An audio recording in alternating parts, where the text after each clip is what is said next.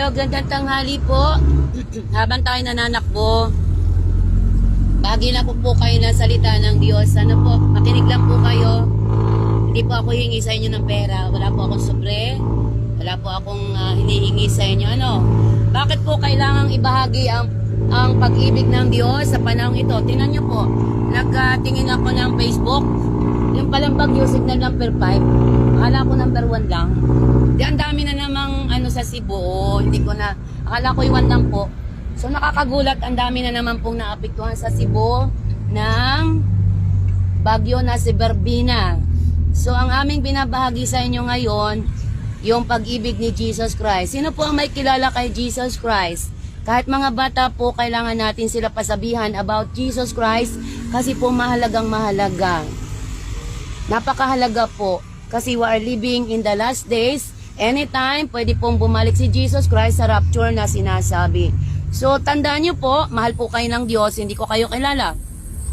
Pero ang utos po ng Diyos, bahaginan po kayo ng mabuting balita. Ano yung mabuting balita? Sabi po sa John 3:16, kung alam po ng inyong mga baby, ng mga tao, sino pong may Bible, yung John 3:16 po, kung familiar po sa inyo, John 3:16. Sabi po doon, gayon na lamang ang pag-ibig ng Diyos sa sanlibutan, kaya ibinigay niya, isinugo niya si Jesus Christ, kaya po pinanganak ni Mariam Berhen, di po ba? Upang si Yesu Kristo mamatay sa cross, at siya po yung magliligtas sa mga tao. So, nakakalungkot po na kuminsan maiyak ka.